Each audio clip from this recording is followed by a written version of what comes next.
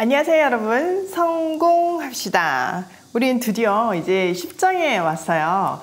1장부터 11장까지가 인류 일반 역사이거든요. 그러니까 굉장히 중요한 부분에 있는데요. 바로 족보예요. 10장은 톨레도트, 족보, 또 기원에 대한 내용이죠. 그리고 우리가 이 족보를 굉장히 귀하게 생각해야 되는 이유가요. 기독교뿐만 아니라 인류학적으로도 굉장히 중요한 자료로 많이 연구되고 있는 장이에요. 왜냐하면 초기 인류에 대한 기록들이 잘 없잖아요. 우리는 창세기 10장 이 톨레도트에 있는 하나님의 구원의 역사에 대해서 한번 살펴보기로 해요. 자, 1절. 다음은 노아의 아들들의 족보이다. 노아의 아들은 셈과 함과 야벳이다. 홍수가 난 뒤에 그들이 아들들을 낳았다. 하나님의 말씀은 시대를 넘어서 반드시 성취된다는 것을 우리가 확인할 수 있어요.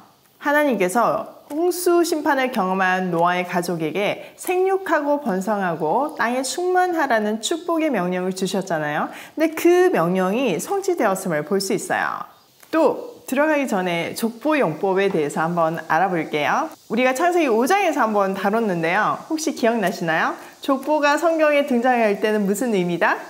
네, 맞아요. 새로운 이야기가 시작되었다는 의미예요. 또 족보에는 두 주인공이 있는데 첫 번째 등장하는 주인공은 지금까지 이야기의 주인공이고 맨 마지막에 등장하는 주인공은 앞으로 시작될 이야기의 주인공이라고 했어요.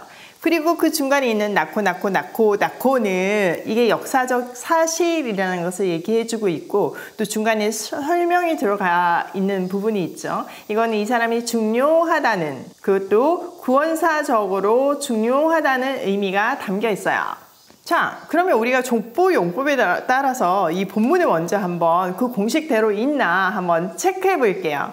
지금까지 주인공은 누구라고요? 맨 처음 등장하는 1절에 노아의 아들들이에요. 진짜 노아의 아들들에 대해서 이야기를 했잖아요. 11장 끝에 보면 누구를 찾고 있나요? 네, 맞아요. 셈을 찾고 있어요. 근데 이 셈은 11장으로 연결이 되는데요. 11장 뒤에 셈의 족보에 대해서 더 자세히 나오는데 거기서 찾고 있는 사람이 바로 아브람. 우리가 알고 있는 아브라함의 옛 첫 번째 이름이에요. 자, 그리고 나서 보니까 12장에서 진짜 아브라함의 이야기가 시작되잖아요. 진짜 족보 공식 맞죠? 더 중요한 것은 이것을 구원사적으로 보면 셈의 자손으로 예수 그리스도가 온다는 것을 지금 이 족보를 통해서 알려주고 있는 거예요. 자, 이렇게 귀한 족보 이제 한번 살펴볼게요. 2절. 야벳의 자손은 고멜과 마곡과 마대와 야완과 두발과 메섹과 디라스이다. 고멜의 자손은 아스그나스와 리바카, 도말가이다. 야완의 자손은 엘리사와 스페인과 키프로스와 로도스이다. 이들에게서 바닷가 백성들이 지역과 언어와 종속과 부족을 따라서 저마다 갈라져 나갔다. 먼저 야벳의 족보가 나오는데요. 야벳은 창대하다는 의미예요. 지금 이 이름에서 벌써 힌트를 얻어서 보면 야벳의 후손들은 가나안의 북쪽과 서쪽을 차지하고 있다는 것을 알 수 있어요. 그러니까 바울이 선교했던 소아시아 지역, 그리스, 또 지중해 섬들, 그러니까 북유럽 지역에 퍼져 살고 있었음을 알 수 있죠. 더 멀리는 이 스페인까지 갔다는 것을 우리가 이름을 통해서 알 수 있어요. 자, 6절. 함의 자손은 구스와 이집트와 리비아와 가나안이다. 이거 완전 지명이 다 나오죠. 그 이름이 이제 그 지역의 지명이 되었다는 것을 볼 수 있죠. 구스의 자손은 스비아와 야율라와 삽다와 라하마와 삽드가이다. 라하마의 자손은 스바와 드단이다. 구스는 또 리모롯을 낳았다. 리모롯은 세상에 처음 나타난 장사이다. 그는 주님께서 보시기에도 힘이 센 사냥꾼이었다. 그래서 주님께서 보시기에도 힘이 센 니므롯과 같은 사냥꾼이라는 속담까지 생겼다. 그가 다스린 나라의 처음 중심지는 시나이 지방에 있는 바빌론과 엘렉과 아캅과 갈레이다. 그는 그 지방을 떠나 아시리아로 가서 니느웨와 르후보딜과 갈라를 세우고 니느웨와 갈라 사이에는 레센을 세웠는데 그것은 아주 큰 성이다. 이집트는 리디아와 아남과 르압과 랍두와 바드루스와 가슬루와 크레타를 낳았다. 블레셋이 바로 크레타에게서 나왔다. 자, 함의 족보죠. 함의 족보에 등장하는 이름들에서 그들이 어느 지역을 점령했는지를 알 수 있어요. 이 함의 족보가 조금 더 길게 나와 있잖아요. 이것은 더 중요하다는 얘기예요. 왜 중요할까요? 네, 하나님의 자손인 하나님의 백성인 이스라엘과 밀접한 관계 속에서 있었던 나라들이기 때문이죠. 함의 자손들과 늘 엮여서 그 이야기가 펼쳐지잖아요. 자, 함은요, 그무스름하다라는 뜻이에요. 그 아들들의 이름에서 알 수 있듯이 구스와 이집트, 리디아, 가나안 지역을 점령했어요. 그러니까 지금의 아프리카, 또 이디오피아, 이집트 등을 얘기하는 거죠. 성경은요, 함의 자손 중에서 특별히 8절에 니므롯을 찾고 있어요. 거기에 특별한 설명을 덧붙이죠. 그는 고대사의 장수로서 또 사냥꾼으로서 명성을 날렸던 사람이래요. 또 세상에 처음 나타난 장사 이런 식으로 수식어가 있음으로 해서 그가 대제국을 세워서 세계사를 바꾸어 놓은 아주 중요한 인물이라는 것을 강조하고 있어요. 그는 첫 번째 큰 왕이었다는 것을 알 수 있죠. 또 그 니므롯을 설명하면서 그 앞에 여호와 앞에서 라는 수식어가 2번이나 등장하잖아요. 이것은 하나님께 도전하는 인생을 살았다는 의미예요. 니므롯이라는 이름 자체가 우리가 반역하리라 라는 뜻이거든요. 그러니까 그는 하나님께 계속 반역하는 인생을 살았고 그 이름 자체가 11장으로 이어지는 바벨탑 사건을 미리 예고하고 있어요.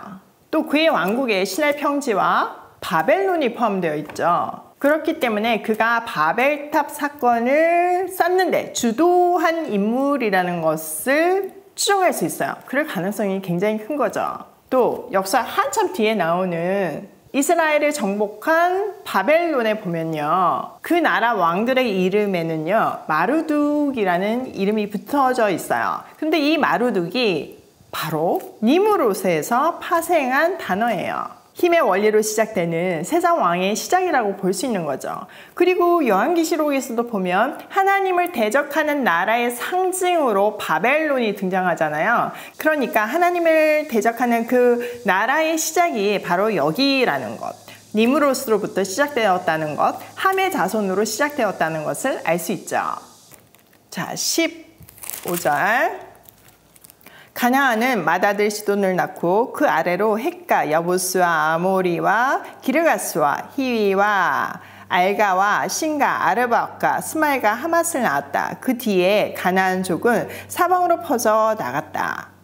가나안의 경계는 시돈에서 그날을 지나서 멀리 가사에까지 이르렀고 거기에는 소돔과 고모라와 아드마와 스보임을 지나서 라사에까지 이르렀다.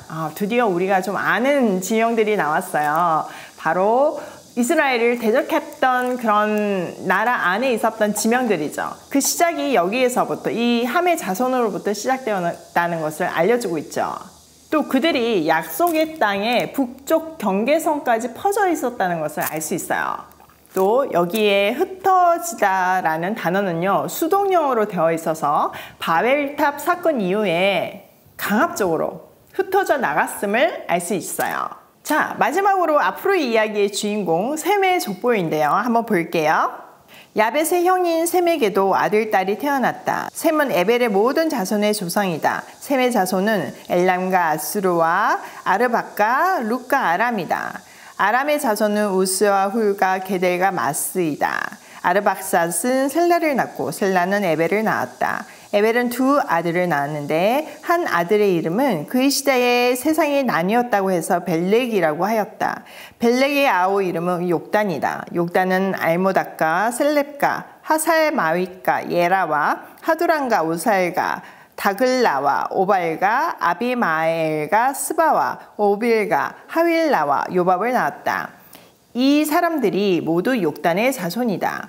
그들이 사는 곳은 메사에서 스발에 이르는 동쪽 산간 지방이다.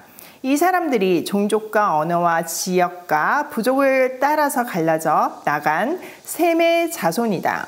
이들이 각 종족의 족보를 따라 갈라져 나간 노아의 자손 종족이다.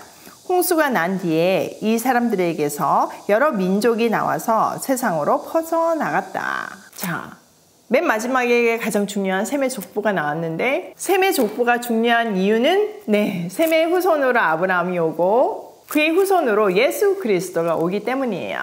이 셈의 족보는요, 31절에 보니까 종족, 언어, 지역으로 또 부족들로 퍼져나갔다고 끝을 맺고 있잖아요.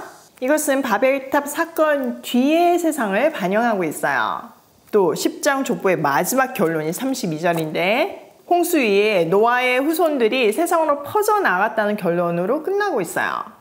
그러므로 창세기 10장의 기록 목적은 첫 번째, 하나님의 축복대로 인류가 번성하고 다시 퍼져나갔다는 것을 알 수 있죠. 그리고 지금 이 노아의 세 아들의 후손들을 다 세워보면요, 70이에요. 70이라는 숫자 자체가 굉장히 의미가 있는데 모든 열방, 모든 민족을 상징하는 숫자거든요. 그래서 야곱의 70 식구가 애굽으로 가서 거기서 이제 이스라엘이 시작이 되잖아요. 거기서 이스라엘 국민들이 만들어지잖아요. 그 70이라는 숫자도 그런 의미인 거죠. 또 나중에 예수님께서 70인 전도단을 보내잖아요. 그것도 다 온 열방을 상징하는 숫자예요. 또 우리가 이 10장의 족보를 통해서 알 수 있는 것은 여인의 후손들이 세상과 섞이지 않고 어떻게 분리되어서 퍼져나가는지도 볼 수 있어요. 더불어서 하나님이 이들을 보호하시는 거죠. 흩어짐을 통해서. 더불어서 가인의 길을 걷는 니므롯과 같은 함의 자손이 세상을 힘의 원리로 정복해 가고 있다는 것도 알 수 있어요. 10장 족보 재밌나요? 자, 오늘 내용을 우리 삶에 한번 적용을 해보면요. 첫 번째, 심판 이후에도 정복하고 번성하라는 축복의 명령이 성취되고 있다. 진짜 그렇죠. 그러니까 하나님의 심판은요, 심판이 목적이 아니라 축복의 시작인 것을 우리는 여기서도 확인할 수 있어요. 두 번째, 세상은 홍수 이후에도 가인계열과 셋계열로 나뉜다. 자, 가인계열과 셋계열을 나뉘게 했던 기준점이 뭐예요? 선악과예요. 그러니까 선악과가 뭘 뜻하나요? 하나님이 왕이심을 고백하냐 안 하냐가 선악과 아래서 결정이 되잖아요. 어떻게? 하나님의 왕되심을 부정하는 가인 계열과 하나님의 왕되심을 인정하는 셋 계열로요. 그 셋 계열이 지금의 교회의 공동체잖아요. 그러니까 세상은 늘 이렇게 가인 계열과 셋 계열이 구분된다는 것을 꼭 기억하시고 중간지대에 잊지 마시고 셋 계열 속에 속하는 우리가 되면 좋겠어요. 이 셋 계열이 하나님 앞에 순종할 때 하나님은 심판을 멈추시고 기다려주신다는 사실을 기억하면서 우리가 진짜 세상의 소망이라는 것을 잊지 말아야 해요. 세 번째, 심판도 하나님 안에서는 축복의 통로로 사용된다. 우리가 수도 없이 그걸 확인하잖아요. 우리가 내일 살펴볼 바벨탑 사건도 심판으로 흩어지거든요. 근데 그 흩어짐은 그냥 심판을 머무는 것이 아니라 축복의 통로가 되어서 하나님의 백성들이 온 땅에 충만해지는 그 축복의 언약을 성취하게 돼요. 그래서 답은요, 언제나 하나님 안에 있는 거예요. 하나님 안에 있을 때 모든 것이 합력하여 선을 이루는 아름답고 복된 삶을 살 수 있어요. 오늘도 내가 셋 계열 안에 속했다는 것을 기억하며 내가 세상의 소망임을 기억하며 축복의 통로로 고고싱해요.